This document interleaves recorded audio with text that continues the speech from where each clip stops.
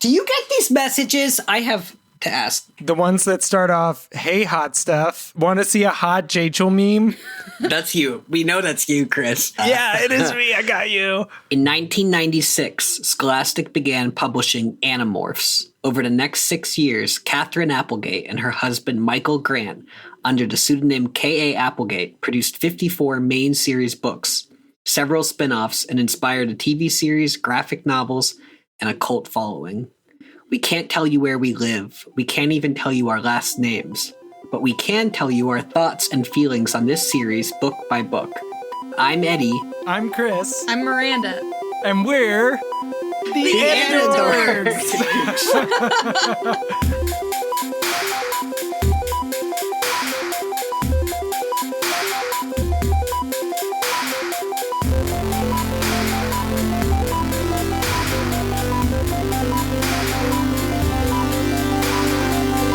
These may be kids' books, but we discuss dark themes and mature content. There may also be some explicit language. Listener discretion is advised.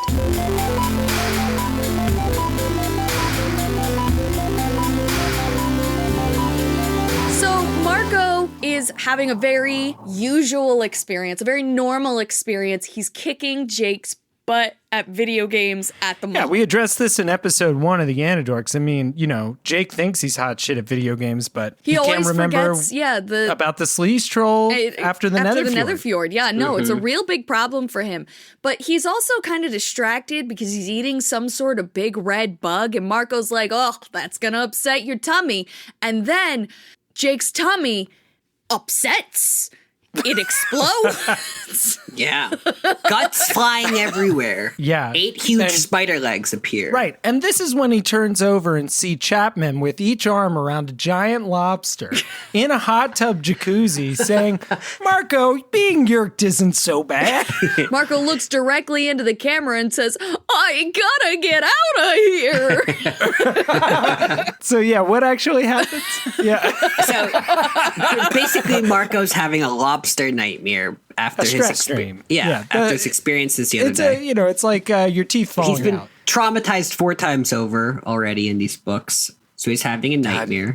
That really is the thing that I feel like hits so hard with this particular book is like, holy crap, he is bummed out of his mind. Yeah, they've all got something in their past, but particularly Tobias and Marco seem to have like real shit going on before any of this started happening. Yeah, and it's not like Marco needed extra stress in his life, which we're reminded of because he's woken up from his dream by someone shaking him or telling him to wake up, and he says, Mom? And then disappointedly he says, Dad. No, he loves his dad. He loves his dad. Marco's afraid that he's woken up his dad while he's sleeping in the other room, but then he remembers that his dad doesn't really sleep anymore ever since his mom disappeared. Yeah, and it's very late at night. He notices it's, 3:18 in the morning. Oh, my God. We have a new rule with which to assess the state of Yeerkedness of a person based on whether or not they watch TVs that are turned off or not. That's right. Yeah. So we know now that it is highly likely his dad is not Yeerked because he prefers the television on when he's watching. Do you know whose story I do want to hear, though? That one Yeerk who's discovered TV through being a human controller like, and loves it. Yeah. and he evangelizing in the Yeerk pool. Yeah. Yeah, exactly. He's like, oh my God, you got to see it. The second you see one of these things. Just turn it on. What do you mean turn it on? Turn it on. Turn it on. Turn it on. Oh my God. It's like, yeah, I saw one of those in my house too. And I never had the thought. It's like, oh, well, did you try turning it on? Yeah, it's great once you turn it on. They start making like propaganda posters. It's like, we've noticed a lot of our Yeerks have been being found out for very silly mistakes. Remember, when in doubt, turn it on. Yeah, exactly. But like, it's like a viral ad campaign that's like out of the world. There's like stickers in bathrooms that have a picture of a TV and just say turn it on underneath. So yeah, it's not Marco's mom waking him up. It's his dad. And his relationship with his dad, they're really tight. They're really close. But since his mom died, it's been getting rough because, as Marco's about to tell us, he looks a lot like his mom. Marco does. Yeah. Not Marco's dad. Not another J. Chill situation. Yeah, that's right. But every time that his dad sees him, he is pulled back into his grieving. And it has put a lot of distance between him and Marco. And his dad was an engineer, and they used to live around the corner from Jake. And since have fallen on hard times. We do learn that Marco is mixed here. His mom was Latina and his dad is white. And he has more of his mom's features than his dad's. This whole exchange between them really just serves to set the tone of his dad as a character we can talk to. Because we haven't talked to Marco's dad yet. That's true. Marco's dad appeared in the background of book 4 when Cassie, I believe, dropped by. That is right. To talk to Marco, and Marco stepped out. And the TV was on. The TV was on, still not yerked. This was really just showing us like how bad it actually is and how Marco's been dealing with some absentee single parenting going on with and he's frustrated and wants to kind of just like shake his dad and be like, she wouldn't want us to live our lives this way. We do have to move on, but he never does that. He's torn. He says, part of me is mad when I see him that way. Part of me just wants to say, Dad, get it together. Let her go. She's dead. She doesn't want to spend the rest of her lives mourning. So he's conflicted about how to go about this with his dad. Yeah. This book series, man, like it's just too dark, especially not for children. But at the end of this section, it's, not a proper chapter end, but he just says, I lay there in the dark and tried to get the dream out of my head, but it's hard to forget a nightmare that's true. And I feel like there's a nice duality to what he's saying there, which is like pretty much everywhere he is, waking or not, is miserable at this exact moment. Right, there's that. And then there's the duality of the two quote-unquote nightmares he could be talking about literally, which is the nightmare that he woke up from where Jake's turning into a lobster and he's turning into a lobster, which did happen. Right. And just the nightmare of reality that his mom is gone. Mm-hmm. I get the feeling that Jake, and we'll get more of this as we go through the book, but I feel like Jake has a pretty good grasp of all that Marco is wrestling with, but I don't get the feeling that, I think this is true of each of them individually, but I don't get the feeling that most of the group knows how much Marco's dealing with. Maybe Cassie, because she went to his house, but even she only knows some of it, right? I don't think they know quite the same way as Jake. I mean, Jake and Marco are best friends. Yeah. But even Jake, I feel like my read on him after the first book is that he's clocking it, but it's not like a concern of his. It seems more like a fact to him than like something that Marco's actively grappling with. Yeah. So the next day, the gang meets up in the woods with all of the parts that they got on their lobster heist. Well, it was a heist before they became lobsters. And Axe gets to work trying to assemble what they need with the variety of tools that Jake and Cassie have brought from their houses. Wait, which Marco lists. Dumb question. Was it a heist, though? Yeah, no, they did pay for them. Yeah, they paid. You're right. They paid. It sure read like a heist, but it was not. Okay. Yeah. They kind of stole Just merchandise from that woman who paid for them as lobsters. Oh. Yeah. It was like the Italian job. That's not the Italian job. Except with lobsters instead of Mini Coopers. It's Ocean's My 11. Me 11. I don't know. So they're having a cute little picnic. And Rachel brings sandwiches and Marco brings Pepsi. A 6-pack of Pepsi. What a psycho. Just 6. What is wrong with Just that, Chris? 6. Oh, there's I see. 5 of them.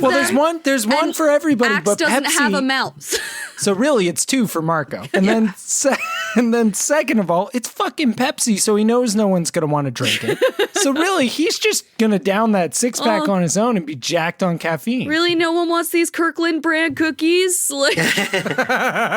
No one wants my RC Cola? No, we don't want your RC. Get that out of here. Marco makes a point of sticking this little note in, which I think he does throughout the book, of like where his headspace is and how he's trying to compartmentalize a lot. It was a nice day, sunny and warm. I needed a nice day. I needed sunlight. I'd had a bad night with too little sleep. And I feel like we get little notes like that. Yeah. It is so heavy. It's undeniably heavy. I have thoughts like that now, but I'm a lot older than Marco is. Yeah. But then Axe is going on about how he finished what he's doing, but it still needs the Z-Space transponder. and that it's totally useless without it. And Jake and Marco make eyes at each other like an old, weary married couple with their insufferable child. Warily, he rolls his eyes, rolls his eyes. Jake seems snappish and kind of unfocused, not at all Jake-like, which that might be I'm calling Marco's it now. perspective. He's been yeerked. Yeah. Tom was like, hey, you want to go to the sharing? Just one time too many. And he was like, yeah, let's do it. You know what? Fuck it.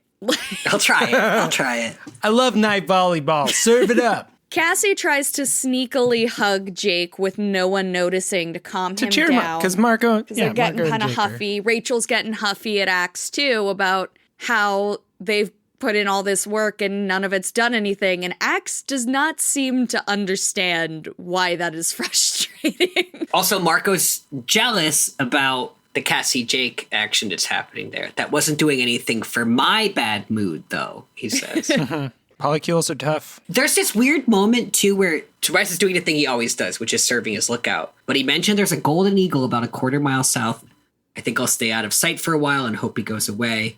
And then Marco has this moment where he remembers that Tobias is dealing with his own difficulties on top of, which I feel like he could be talking about himself and what his experiences in this book. He says he shares all the same dangers we do, but he also has all the dangers that come from being a red-tailed hawk, which I just thought was weird because I think Tobias is the last person that Marco's usually thinking about, don't you think? Well, he's not That's how usually it's thinking painted in about other him books. that way. He's usually using him as this icon of like what he fears happening if things go wrong. So he's definitely not trying to get in his headspace most times. Although we haven't really seen inside Marco's head. We've just seen what other people think Marco's thinking. So yeah. During the wolf morph, that was Tobias's narration. Yeah. And Tobias felt guilt and was probably projecting. I mean, Marco said some shit after too, but I don't know. Like, I think... And Marco said stuff in this book too. He says that Tobias scares him. He did say that he is a symbol of fear. We know that we need this transponder. That's where this conversation comes back to.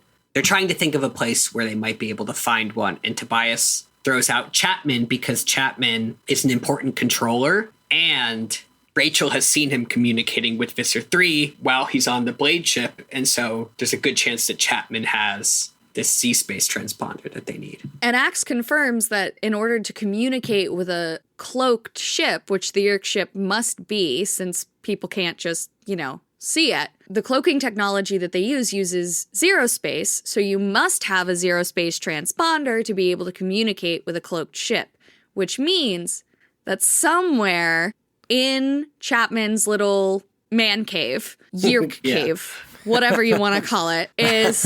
his hidey hole. His hidey hole. His she-shack. is something that contains a transponder. And for some reason, Axe is confident that there will be redundant units so that, he can take this without it being noticed. Yeah, I was thinking about that. It doesn't sit well with me, at least from a consumer electronics mentality, but maybe military technology That's is very different. true. Yeah. You want to have at least a couple backups on your military equipment. That makes sense. Yeah, and so they quickly talk about, okay, so how do we get into Chapman's? They know that there's heightened alert in Chapman's house because of what... I think they also, thank God they have this thought, which is we can't do the cat again, which I feel like the only reason we're having this conversation is because they know that kids probably didn't read the books in order, so we have to talk a lot about what happened in the cat book, but it's so obvious to me that it would be a terrible idea to go back in as a cat when they got discovered as a cat once.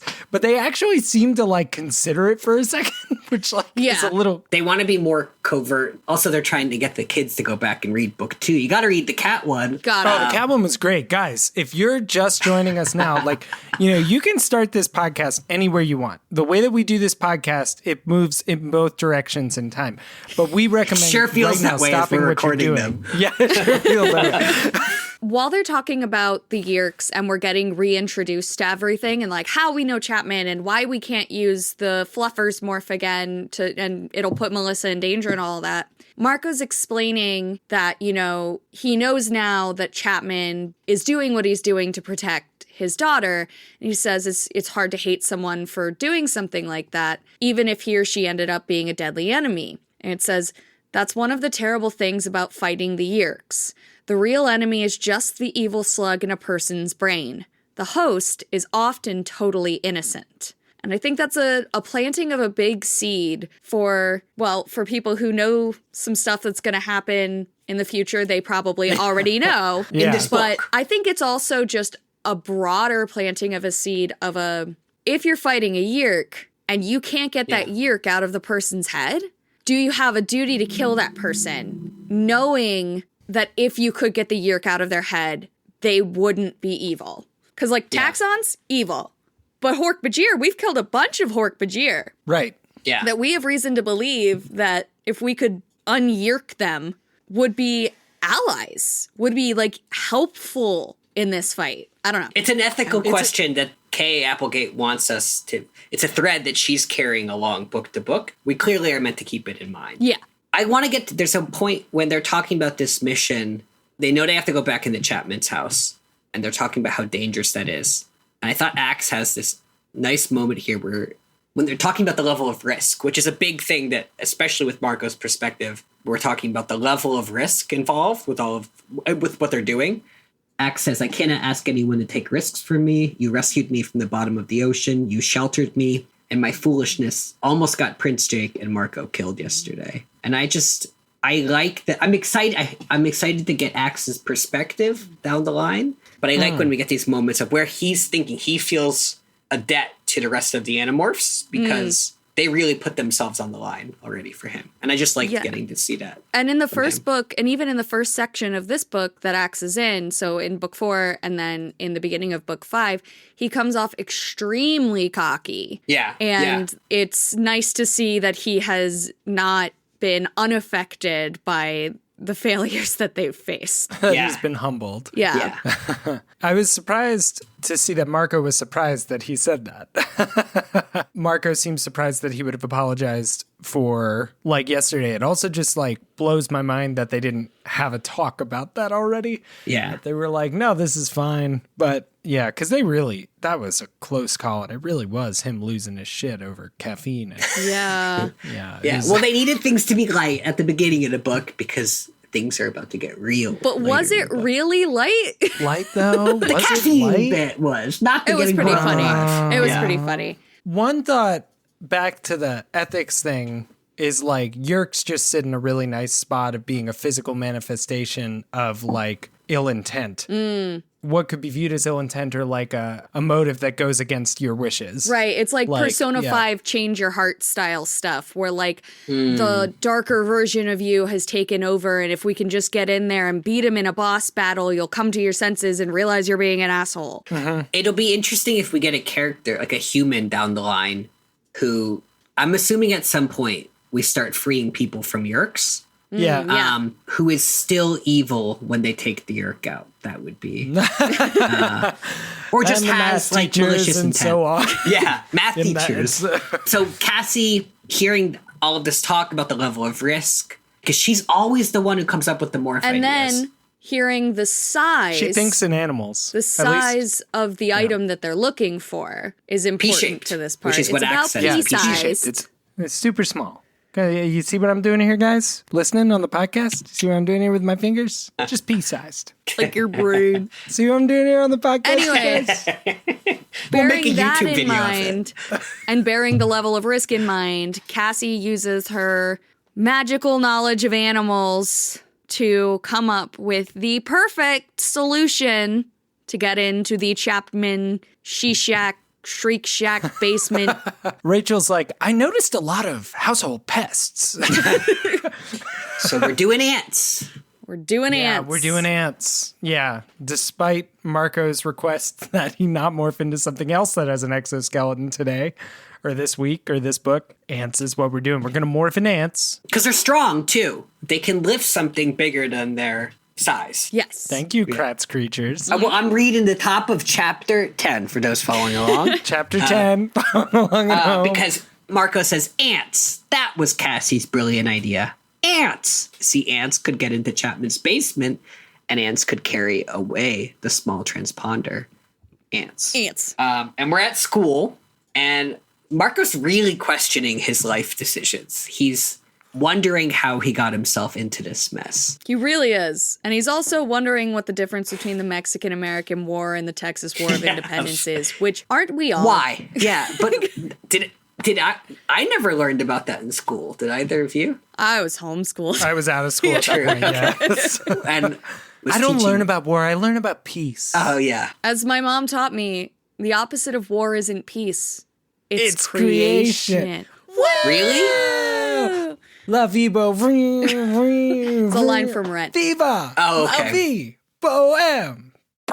So Jake rolls up and is like, we're going to be black ants, because Tobias said that most of the ants around Chapman's house are black. They did not watch Chris's YouTube video. Yeah, which explained that certain ants have a super colony. So if they had picked the right kind of ant, they could have picked an ant from miles away and still just joined its colony. But apparently, foreshadowing, may or may not happen here today. I just wanted to point out that they're talking at their lockers, which feels important. Yeah, that's it. An It's important also reminder how that they're in. Jake starts the conversation is, hi, black ants. We're going to be black ants. It's going to be great. Yeah. It's going to be awesome. But it's very middle school, high school that they're talking. Very Degrassi. And Marco's like, listen, I've turned into cool things. I liked being cool things. This doesn't seem cool or fun or good. It seems bad. Yeah. After being a gorilla, why would you want to be like, come on? Then Jake tries to quell this fear with one of the wildest arguments. He just sort of Socratically leads himself into his own doom here. Yeah. He's like, well, I was a flea once. It ain't no big thing. And it's like, cute joke, Jake, cute. It's He fleas says, are I very like small. being a flea. He's like, no, seriously. I liked it being was a flea. great. I couldn't hear anything or see anything. I just sort of felt vibrations, and I liked warm things. And Warm whenever I got bodies. hungry, Warm bodies. whenever I got hungry, I just poked a hole in some skin. Yeah, and suck some blood. Which Marco says, and sucked blood. And then Jake And then gets a Jake little, wow. Jake Socratically tries to find his way out of this, saying, well, it was Rachel, my hot cousin Rachel's Christopher. blood.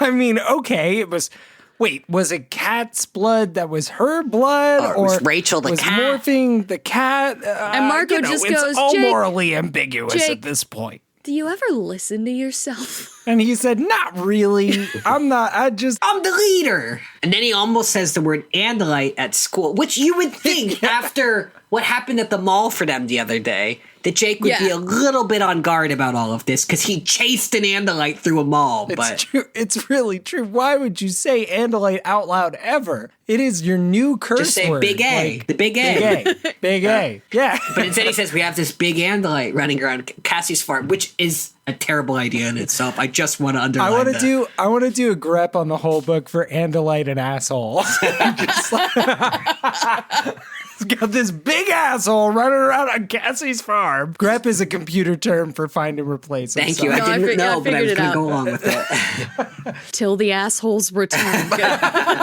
Till the assholes return. Oh, that would be better for this podcast.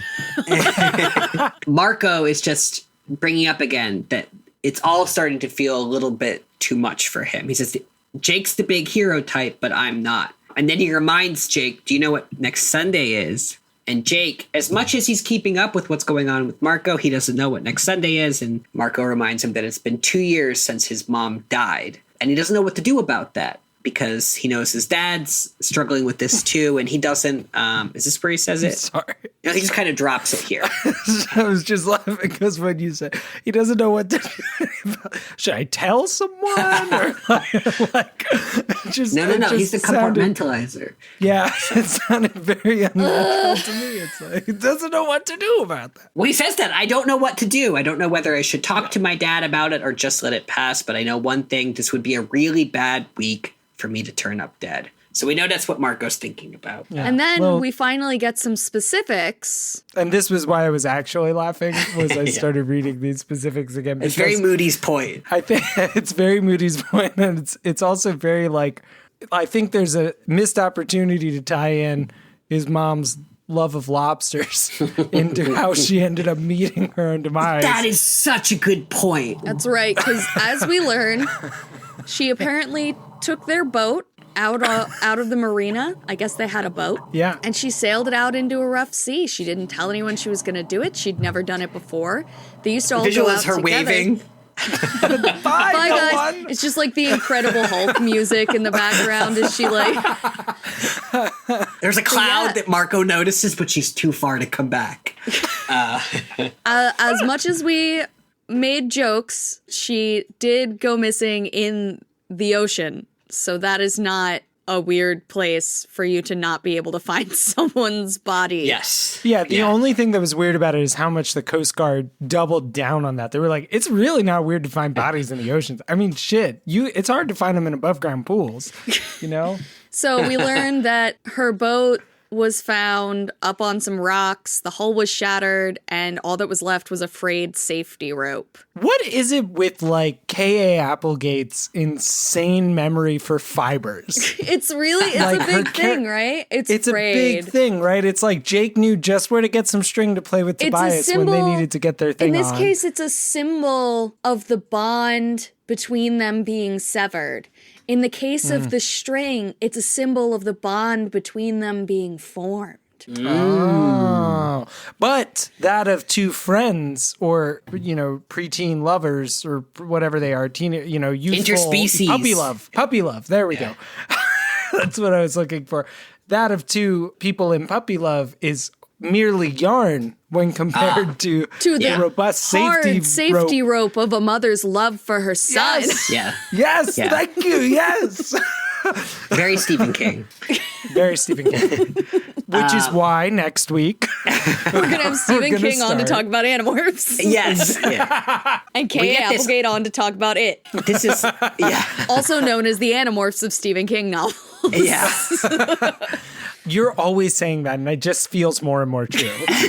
Marco says they never found her body. The Coast Guard guys said that was not unusual. The ocean is a big place. It's like a weirdly casual noun Yeah, The choice. Coast Guard guys, the guys down You know, my there, buddies they down said with the it Coast was Guard. fine. The Coast Guard guys. The ocean is a big place. So is space, a voice in my head said. This is all italicized. Somewhere very, very far away, a mother and a father wondered what had become of their children. Who is this voice? What is this voice? That This is It's a different Marco's voice. inner grown-up reminding him that Axe and Elfangor were also children. Or Marco's been like mini yeerked. Some sort And of... that's the Yeerk playing the world's smallest violin for Marco. Come on.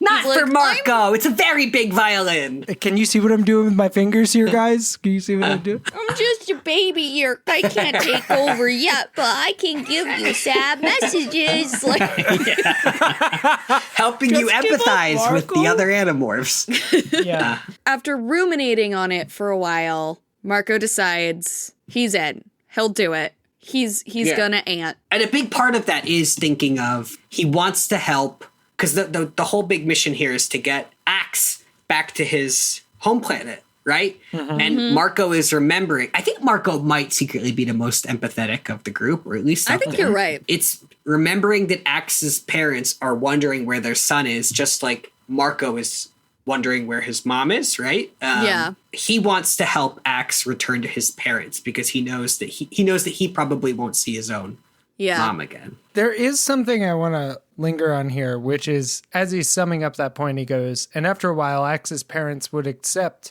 that he and his brother, Prince Elfangor, would not be returning, that they had been lost forever in space, lost fighting to protect Earth, to protect the human race. And I just... To help me, he also says that. Yeah, but I really, I just feel like it's too early to be ascribing motives to the Andalites. I don't know. It Well, just feels stopping the uncomfortable. Yeerks in any capacity is trying to save the human race if the human race is a target. Yeah. Yeah, but what if they're a target to the Andalites as well? Yeah, we don't know. That's true. But Marco's not thinking that. I understand what you're saying, but Yeah, he's not thinking that. so we cut to them outside Chapman's house in the neighbor's yard. There are no neighbors. Yeah, we didn't even think about this for another 5 minutes. We just walked straight over to Chapman's. And they really are stuck on this the fact that no one's living in the house, that the people moved out. Yeah, they and live notice next a to for sale sign next door. I think they mention it because otherwise it would be weird for them to just be standing in someone else's backyard. But they joke that it's because, he's this creepy controller, or maybe just because he's an assistant principal. But both of which lower property values. That's what I've heard. It goes back to Miranda's point about the Yeerks are at fault and the humans that they're controlling are often blameless. They say, it did make you kind of wonder why these people had decided to move. Not that Chapman ever acted strange. That's the big problem with controllers. You can never tell who is and who isn't. I feel like that just kind of echoes that point. Yeah, so it's nighttime. And they're standing in this yard. They acquired some ants from Cassie's barn. I really think they could have gotten them anywhere. Yeah. They could have even gotten them right here, right now. Yeah, Tobias did tell us that there were ants out here. Yeah, we knew that going in. Chapman is off at a sharing meeting. That's right. Yeah. Playing some night volleyball. Which they know the schedule of because of Tom. Singing Kumbaya, my Yeerk. And supposedly it's a combined version of Boy Scouts and Girl Scouts. So Tobias is going to stay and keep watch, even though he's useless at night. Yeah, Tobias is like, hey, I'll stay a bird this time. Wouldn't that be weird? He just wants to hang out. Wouldn't it be wild if I was a bird? Wouldn't it be wild if I just stayed a red-tailed hawk for a little bit longer? And so their plan is to morph into ants and find a crack or hole in the Chapman household and enter the basement, which I feel like Tobias could have scouted this in advance. And found. Not only that, Tobias could have freaking flung 6 ants or 5 ants or whatever over to the wall. Yeah. Like, there's no reason why they couldn't have put him on a freaking popsicle stick and landed him right next to the wall. Yeah. But instead, we're just not thinking, guys, well, Chris, there's this whole cool effect when they're shrinking and the grass is getting taller and taller, and we can still have that, and they can all scramble onto a popsicle stick. That's true. So Marco talks about being scared a lot in this book.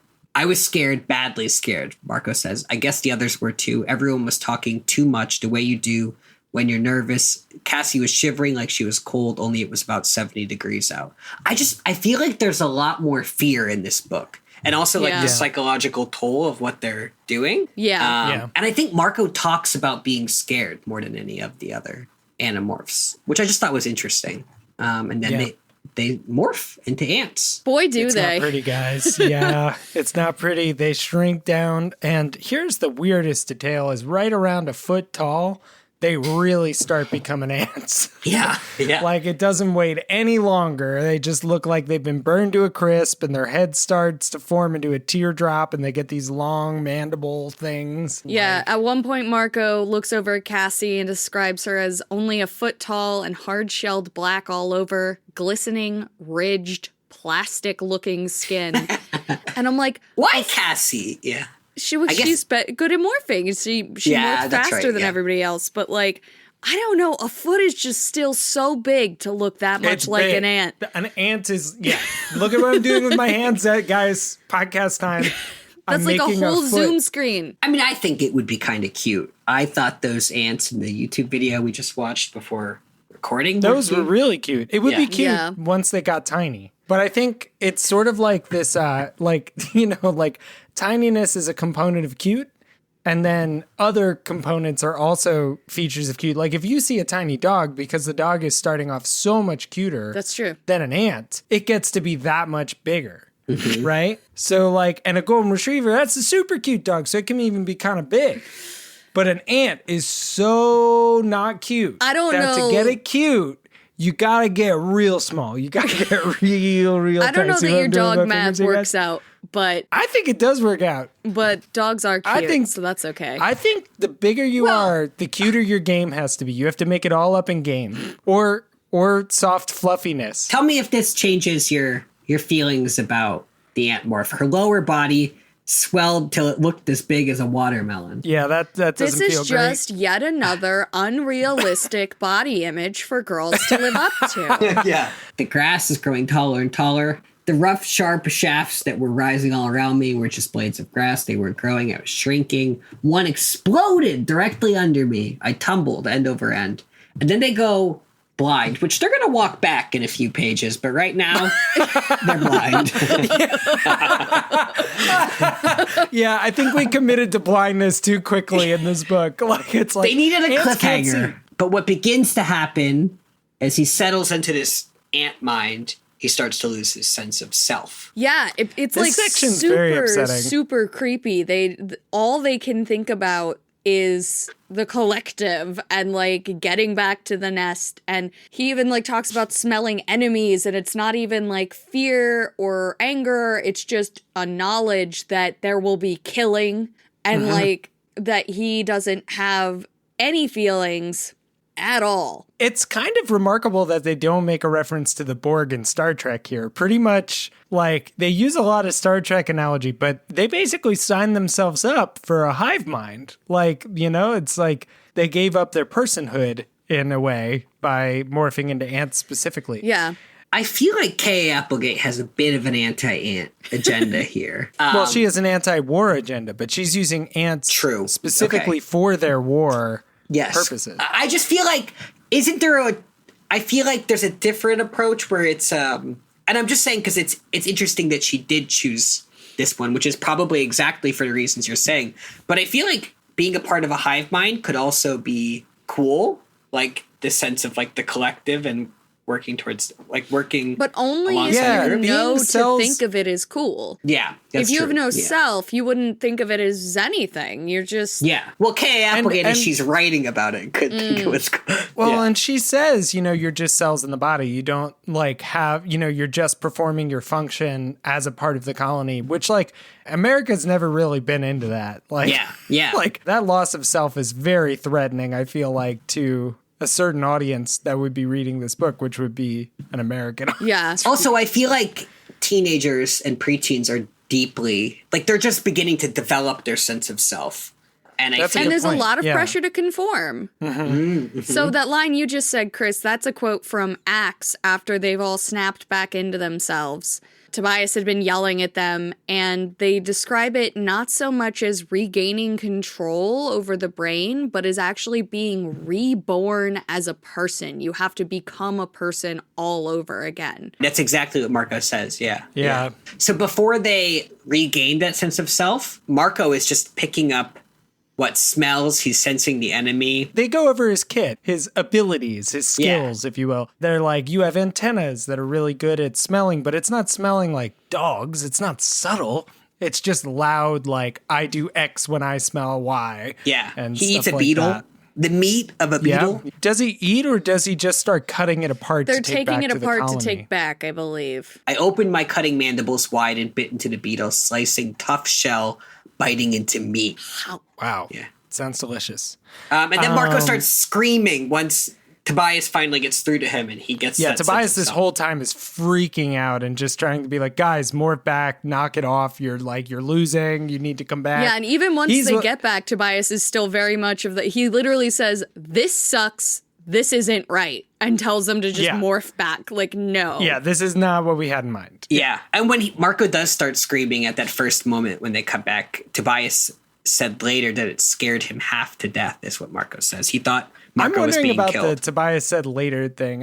Anytime there's reference that the narrator has to support on their own like that, I'm like, is this going to be like them at a Comic-Con, like 50 years from now doing a panel? It's like, yeah, we were the Animorphs. Yeah, we're all when pretty Tobias wrote his traumatized. tell-all. Right. And then like Marco's like, that really scared me that day when you said, I don't know if I ever told you, but I was, that's So Cassie tells them that you can kind of use the ant eyes to notice light and dark, and that they can almost see a picture of what's in front of them. And then Marco climbs over what he feels is not very large, a 6-foot high wall, and it's Tobias's talon. So we're starting to get a sense of scale and scope. We're Yeah. starting to get oriented. It's not just a bug's life. It's like they get pointed in the right direction. Yeah, Tobias tells them and where to go. they start making it over to the house, So- which they eventually get to pretty quick. And it seems all like. smells of enemies. Yes. Everything. Yeah, so they make it to the house, right? Like they... Yeah. They describe it as the horizontal world ending. The horizontal plane has ended, and there is now only vertical. Can we get an exact quote on that? Because it's pretty wild. What I saw and felt and smelled was that the horizontal world had simply stopped. Reality had a corner. The entire world, as far as I was concerned, was a corner between concrete and sand. One vertical, one horizontal. It's so cool. It's really cool. Reality had a so corner is like a cool. really lit phrase. I'm like into that's that. great. Reality had a corner. That's the name of our Animorphs electronic album. They find a hole in the wall right away. Typical ants. One call to Terminex stops this whole adventure. Yeah. And right away, they know that the tunnel that they find is theirs. It belonged to the enemy. Max says, I know there's an enemy. I can sense it, but who? What? And right now, they're just hoping that whoever it is, they're not around. And they Great go down plan, the tunnel. guys. Yeah, Great. And It's a non-starter. It's a non-plan. Yeah. I think, though, I mean, I don't want to get too far ahead of us. I think this works out better than most of their plans. It's just not That's at fair. what psychological In the cost. end, But I Yeah. think you've also become complacent with extreme risk. Yeah. So Well, we got 54 books, so. Chris, you're going to have to get used to this. they do see another ant. They say, ooh, bestie. No, Rachel sees it running away and is like, oh, it's one of the enemy ants. And it's like, oh, it's okay. He's smaller than me. And he ran away. And Marco, in a very Marco way, tries to make a joke about it. I guess we're the baddest ants in the tunnel, I said, trying to joke away the sudden clutch of very human terror. Yeah. What the fuck? Yeah, man, it's a claustrophobia fear wrapped in an enemy fear, wrapped in a bad smell, trapped Marco in has ants. coping methods. Bad, Yeah. bad. All bad, all bad. But eventually they emerge. Yeah, they emerge into the basement. They got it right in one, ended up right in the man cave, right in the she shack, and or the sharing shack? Ooh, sharing shack. I like that. No, this is Chapman's private chamber. Chapman's cottage. Anyway, Thank you, Miranda. one of them Chandelier. has to... Chapman's Chapman's Toad Sing chandelier. They decided one of them has to morph back, obviously, to figure out if they're in the right place and maybe, like, I don't know, just get the lay of the land. And so Marco's like, you know who doesn't want to be an ant? This guy. So he's like, absolutely, I'm done. No more ant. All done. And he gets out of the ant morph. He's very glad he didn't have to see it. But he's worried for a moment that his huge human feet could crush his friends. It's very So scary. he stands perfectly still. And when we get a description of what Chapman's chamber... Damn it! That's exactly what I thought, you piece of shit! You piece of shit! And I was gonna save it for when they were leaving! You fucking monster! My brain reached got for it. it, Chris. I pointed and You I told got me in it. thought speak. Oh, I shouldn't have been thought speaking my ideas again. Damn it! Chapman has everything you would expect in an office. A bulletin board, a desk, a phone. Chapman Chateau? No. Is that a thing? Is a chateau a thing? Chateau is a thing, but it's a hard castle. CH versus a soft CH. I'm Yes. not going with it. Yeah, I agree. Chapman's Chateau? Do you know what was better, Fuck Chris, you. that I just wish you had thought of before me is Chapman's chamber. You know what would have been I a hate really good you. idea, Chris? Chapman's chamber. I hate you so much. I hate you both so much. This is the last Anadorks episode ever. It's over. I'm done. We get some light. We get that list of things that's in the room. Marco says, I could see them now. 4 tiny ants huddled against the corner of the wall. It took my breath away. Had that been me, I had been one of them down there. It's a very strange response, but... Jake thought speaks to him and is like, I know you can't thought speak, but just like flick the light if it's safe to come out. And so Marco does, and they all unmorph, and Marco turns and busies himself with rifling through the desk. I wonder if anyone else describes the Andalites smiling this way. Marco says, Axe looked at me and smiled in that way Andalites have of smiling with just their that eyes. smug sort of know-it-all bullshit. Yeah, because he does that because Marco had cast aside some cube that he thought was a paperweight in an alien's office. And it turns out that it was some sort of computer. Yeah. But so, yeah, it's like a hologram computer. It's like projected and you can interact with the projection. Marco clicks on something that looks like it would be a folder because I guess folders look the same. And They're Axe is universal. like, Everyone has folders. you can use a computer? And Marco's like, I don't know, you were kind of giddy over lids the other day. So, like, Yeah. I don't really want to hear true. it. And we learned that the Yeerks have an important visitor arriving soon. Visser 1. Oh yeah, they read Chapman's email. Marco says, I hope that Visser 1's nothing like Visser 3. And we learned that Visser 1 does not have an Andalite morph, but a human morph. So we learn a little bit about Vissers because we get this email that says Visser 1 is coming. And it's like, yep, Visser 1 is more powerful than Visser 3. Visser 3 is more powerful than Visser 4. And there's 47 known Vissers. Future trivia question. For the Andalites. Like, the Andalites know of 47 Vissers. And Visser 1 is the only one with a human body that we know of. So they finally remember why we're here. And they rip open a fax machine looking thing and pull out a pea-sized transponder. I love it. They put it near the crack so that they can carry it back put his that hands. thing near the crack. I don't want to carry it the whole way across the room. They finally get that part down where it's like, oh, we should morph near the wall.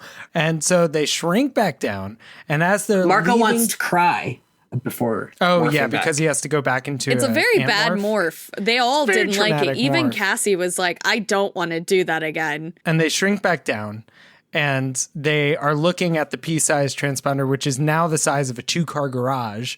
Or what is it compared to? As like a city bus being carried something like Three down the people street? walking down the street carrying a city bus. That's watching that Cassie, Rachel, and Axe lifting that monstrous load off the ground. Monstrous load. And That it is also monstrous- described as big as a 2-car garage, which I think is bigger than a city bus. Well, depends on the 2-car garage. You couldn't fit a bus in the 2-car garage our fam has. No, but you could fit 2 cars in a bus. You could fit 8 dumpsters into What are you going to do with all that junk? All that junk, all that junk inside your your trunk. 2-car garage Got it. trunk. I'm gonna get you drunk. Get you love drunk off this city bus. Got it. Okay. Got it. Beautiful.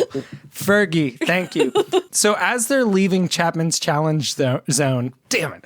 As they're Chapman's leaving challenge Chapman's chamber? challenge zone, shut up. All right, so we both win? Oh, I'm sorry. I got distracted. We forgot this for the transponder. When we reached the vertical wall, the 3 of them had to push it ahead and roll it up the wall like some gigantic steel donut. So man. they get back into the tunnel, and oh boy, we got a problem. It is full of charging, racing enemy ants. And the Yeah, it chapter happened ends incredibly fast. with the amazing phrase, now the killing would begin. Yeah, went very George R. R. Martin all of a sudden. Winter is coming. Yeah. Now the killing would begin. So, just to put it in perspective as we round the corner on chapter 14, this chapter is distressing. It's really like, upsetting. I don't even know how long we're going to stay here.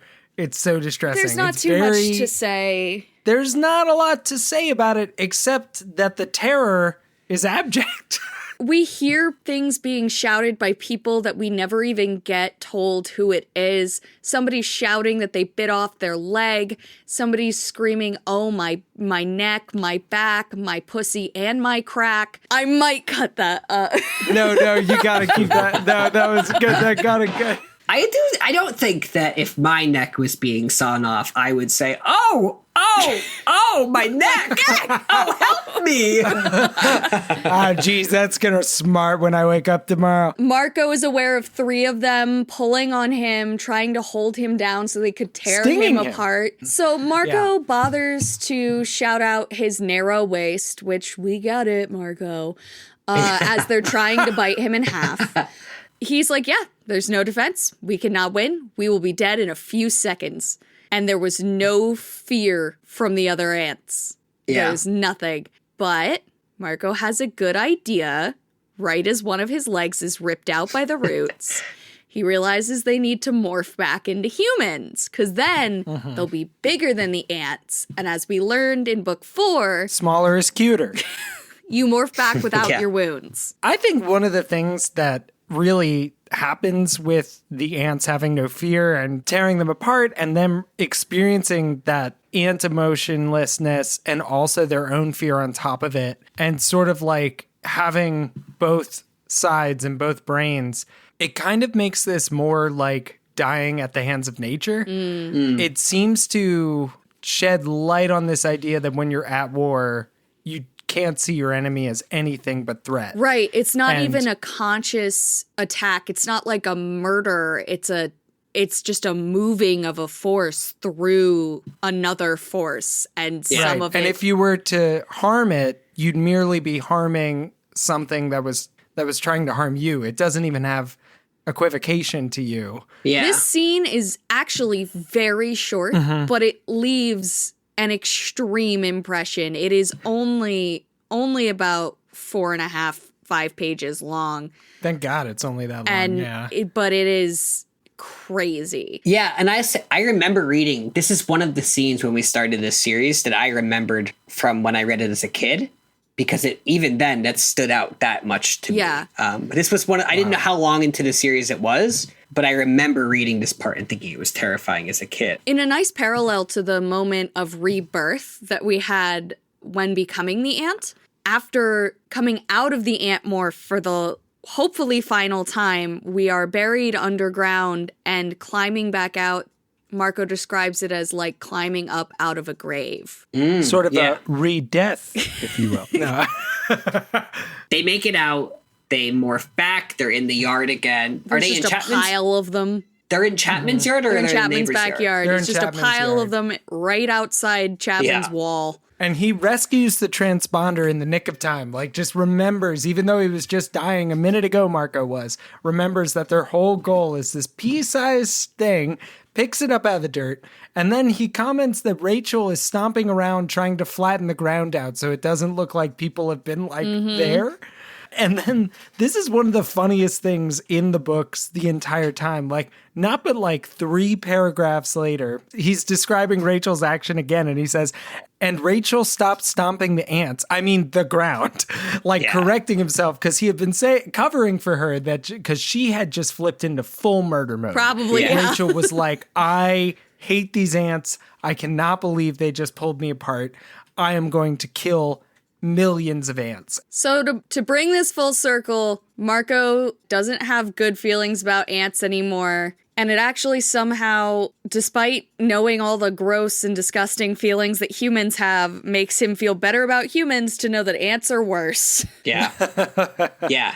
So I will say, my point about reading this when I was a kid, the line that I remembered, and I know for years, I repeated this as if it were fact, is, so Marco says, a month or so after the experience with the ants, probably at that Comic-Con, Chris, that you were working on, I picked up a book about ants. The author said if ants had nuclear weapons, they would probably end the world in a week. He's wrong. It wouldn't take them that long. This stayed with me. And I told people, I probably told Chris at some point, if ants had nuclear weapons, they would end the world in a week. And I'd be like, what do you mean by that, bud? Yeah. So the next morning, Marco does something that he's gotten a lot of tips on from Rachel, which is ignore a loved one who's been crying. As we know, Rachel's been doing this to Melissa for months.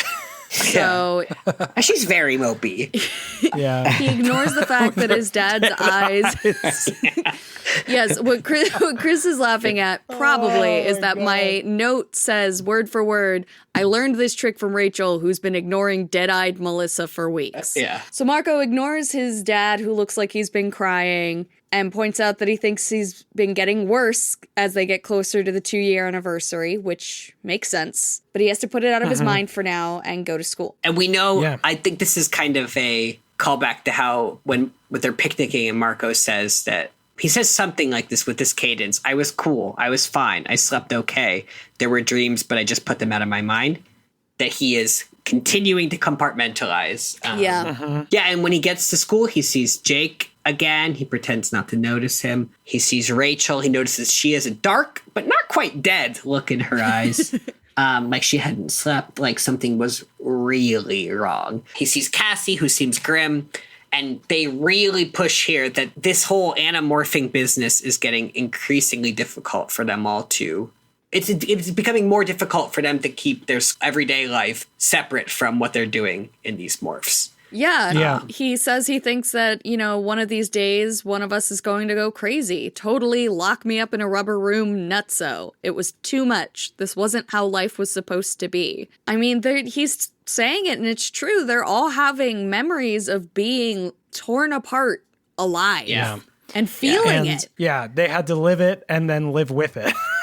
This is actually where we get the context, because he equivocates it to his dad, who once used to be a fully functioning person, but then when confronted with the loss of his partner and Marco's mom, he snapped and he never really came back from it. He used to be an engineer, a scientist, really. He's incredibly smart. We had a nice house. We had a nice car. I used to live practically next door to Jake. And after his mom's death, that all changed. That's right. He Even though became a janitor. his boss, Yeah. Jerry, tried to give him a couple of weeks to Yeah. deal with losing his wife why and the are we mother of his naming son. Jerry? Yeah, no, this is our bizarrely named character of the book, I think. We've got Jerry.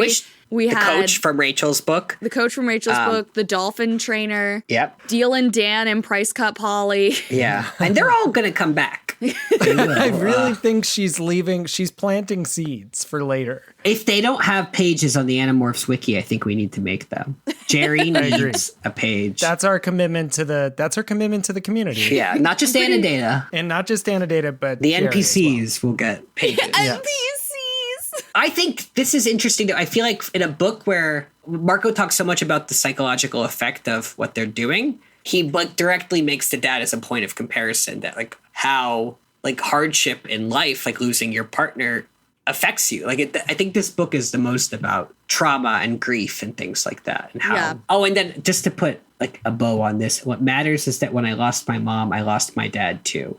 See, people can snap, people can lose it. I know. I feel like that's really important to Marco's character. Yeah. In this It book. is. That's the worst present you've ever gotten us, Ed.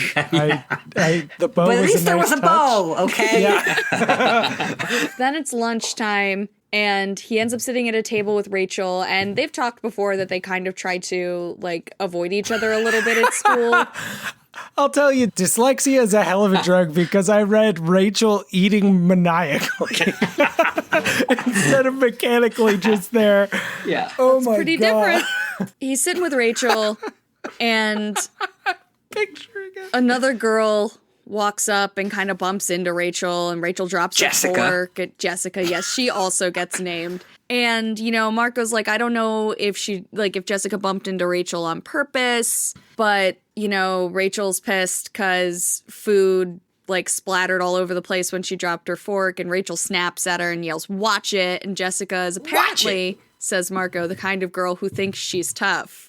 And so she tries to kind of fight back. She has just the best comeback, which is, "Are you yelling at me? Don't give me any of your mouth. I might have to slap it for you." That's good. That's real good. And then Hold on. Eddie, are you yelling at me? Don't give me any of your mouth. I might have to slap it for you. How did that feel, Ed? I was pretty scared. Oh, okay, cool. Okay. So Jessica shoves her, Rachel stands up, pushes her down onto the table behind her or whatever, and Holds a knife to her throat and says, I was in 3 waiting short for it. sentences, don't touch me. me. I think it's the voice of Cold Steel that I also imagined. I was like, she has a knife. She has the plastic Yeah. knife up against Jessica's Yeah, throat. she's got a spork up to... Marco pulls them apart. Jessica ends up hitting Marco for some reason. Wait, but also, we're all trying to keep separate at school. Jake's across the room with Cassie. Come on! That's not part of the agreement. Yeah, it doesn't matter. Marco breaks Yeah, him it doesn't up, matter. gets hit, and then they all end up in Chapman's office. I thought this scene was terrifying. Yeah, this is the scariest scene of the book so far, I'd have to say. Because we know Chapman. I won't say Chapman's a good assistant principal in this scene, but Chapman acts like an assistant principal. And most of what we've seen of Chapman has been as Mr. Three's underling. So the fact that he's saying, what is the meaning of this? Fighting in the lunchroom, and you, Rachel, of all people, he's Do I have to tell the Visser? Yeah, he's Yeah, but activating that Visser brain. But then he brings in that connection that he has to Rachel, and he tries to talk to her. He's like, it sounds like someone said you started the fight. Are you okay? Is something going on in your life or at home? And I'm like, he's only saying that because he knows about their connection. Like, he's acting like Chapman would, and he's getting better at it. Yeah. Like, which is scary. Marco's scared for a second. He thinks Rachel's gonna spill everything because she's just so pissed off. But he's like, I knew she was too cool for that. She wasn't going to do that, but... And Marco also he imagines her saying, yeah, Mr. Chapman, I am a little stressed. I nearly got killed turning into an ant to sneak into your basement to fight you and the rest of your evil Yeerk friends. But she does not. She does not cave. And Marco takes credit for what happened in the lunchroom. Yeah, he does so in a rather, it's pretty good. It's pretty good. Very He was Marco. like, yes, sir. They were fighting over me. See, they both want me. They're both madly in love with me. And I can certainly understand why. I mean, look at this guy. Look at this guy. He's pointing to himself. Jessica says, are you crazy, you little toad? She shrieks that. The next time we hear about Chapman, it's Chapman yelled at us for a few minutes. So I don't know. And told them all to make but like- appointments with the school counselor. Not a named character, the school counselor. At least not yet. No, but we've seen people going to her before. I assume her because, as we've discussed, not on the podcast, but discussed in the past, our school counselor in elementary school was a woman. I think this school counselor at, a Yeerk run elementary school probably has a lot of turnover. Yeah. Yeah. We don't know if school Yeerks counselor. have gender, do we? We just know that they perform it when they're doing husband-wife stuff. Yeah, that's They true. use gendered Spawn mates. pronouns for like Visser 3 and stuff, but that could all just be because He could be a boy and a light. they're also like communicating a lot of that via thought speech when they first hear it. So like Prince Elfangor tells them Visser 3 and like they could hear a masculine pronoun just because that's what their brain fills in because they think it's the quote unquote default. So the last interesting thing here is that Rachel has a rare tender moment with Marco where she says, I wish I could do that, she says. And he says, what? Always think things are funny. It's why you're so, cool and in control. And Marco's surprised that Rachel thinks he's cool and control because it's not how Marco views himself. And Rachel admits, last night, it got to me. And she says, Marco does grind her nerves sometimes. But she appreciates that he's always joking the way he does because the group needs a sense of humor. Yeah. Which is a nice little moment. It is nice. It's nice to hear is. someone acknowledge that the thing he's doing for the group is important. Yeah. Yeah. Here we are, guys. The end of the episode. Chapter The end 16. Possibly the end of the Animorphs. I mean, the way this one ends, or maybe the end of an Animorph. Yeah. Marco. Yeah. Here we go. Let's Axe has all the things he needs and finishes building the distress beacon. Mm-hmm. They all meet back up to talk about it. They're trying to pick a place to set off the distress beacon. They want to set it off and lure in a ship and then hit over the Hork-Bajir and the human controller with hammers on their head and knock them out. Yeah, like a Three Or Stooges it's a Taxon. piece. It's a Taxon. Yes, and a they say you Hork-Bajir can thing. expect one Taxon and one Hork-Bajir in every bug ship. Everybody Yeah, knows it's just standard a known set is how you sell the quantity. toys. Yeah. The one seed shaped one way, the other seed shaped the other. Eventually, they decide on a quarry in a nearby area because it doesn't have any ties to anybody and it's relatively remote and they're shielded somewhat from view on either side by the quarry. Yeah. Little hint, it's farther inland, which means that they are coastal most of the time, which will narrow down our search. That's right. Yes. They're going to a gravel quarry farther inland and they have to get Axe a bird morph. He actually happens to admire Tobias's shape. That's right. Marco blushes. He thinks that the birds are, at least the hawk, is more advantageous because it has natural weapons. And he misses his tail when he's in human morph. And we know at least most of the group also misses his tail. Misses his tail Yeah. too. It's true. Yeah. It's true. They're like, something's just different about you. Yeah. That tail, it could do some damage. Marco makes a joke about weaponizing stinky feet. Yeah, I don't think that's funny, Marco. Yeah. No, it doesn't That's just a land. thing that happens. And then he tries to make a joke about, being okay with the plan as long as it doesn't involve ants, but nobody laughs. Again, not fucking Yeah. funny, Marco. Which I It's think fucking- is, now that we're reading this, I think it's the reason he makes the decision he does at the end of this chapter. It's not It's true. They didn't laugh at his jokes. Yeah. Yeah. So they come up with this plan. Jake says goodbye to Cassie after the meeting, and Jake and Marco get some good one-on-one male bonding time, Yeah. Talk about things they used to talk about, like baseball. They disagreed over who's the best basketball, sorry, Who's the best ball. basketball? Who's the best basketball? That's what boys talk about. What boys talk about. They talk about how they don't listen to music anymore because they're just too busy going to the gym all the time. Yeah. They talk about whether or not Spider-Man is more attractive than Batman. Okay, well, which that I thought was a weird is not thing what they to say, add. but is a different question than what I answered because that's just a taste issue. But more importantly, they talk about whether Spider-Man could beat up Batman or vice versa. And I'm just like, come on, man. Come on. It's Spider-Man could kick Batman's Batman butt, doesn't which- have any powers. Is it a flirty kick? Listen, the He has whole wealth. point of Batman versus Superman, right, isn't that Batman could win. It's that for a single second, he could touch God. Right? For 1 second. And we're talking powers that are almost on Superman level. Don't worry. It's Spider-Man. Spider-Man wins. Yeah. Hands down. I'm sold. And Marco has something to tell Jake. And Jake can sense it. He knows he's the one who brings it up. What's the problem? And Marco tells him, this is my last time. He wants to help Axe get back to his home planet. And then he's done with being an Animorph. Yeah, that's it. Yeah, this That's is it. And that's the last page. He says it's just been too many close calls. Which I think the shark thing was if they knew this was going to happen in the next book, it was a good seed for this because he has had a lot of shit happen to him just as an Animorph, not even with his family situation. Yeah. Jake plays it pretty cool. He's like, okay, yeah, totally understand. You're absolutely right. Then he asks what his plans for Sunday are, which is when Marco and his dad will be visiting his mother's grave, presumably. And Marco says he doesn't know, but he'll tell him one thing. A year from now, he doesn't want his dad going to leave flowers at 2 graves. And that ends the most intense section of Animorphs Yeah. I think wow. I've ever read.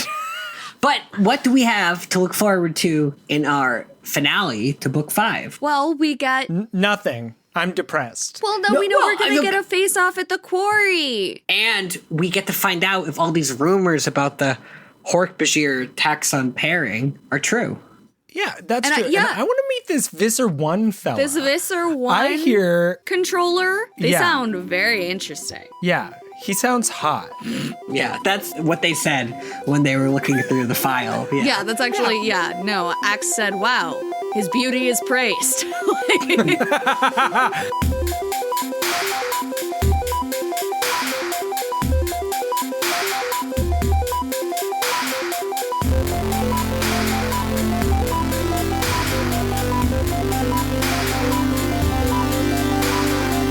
Thanks for listening to Anadorks.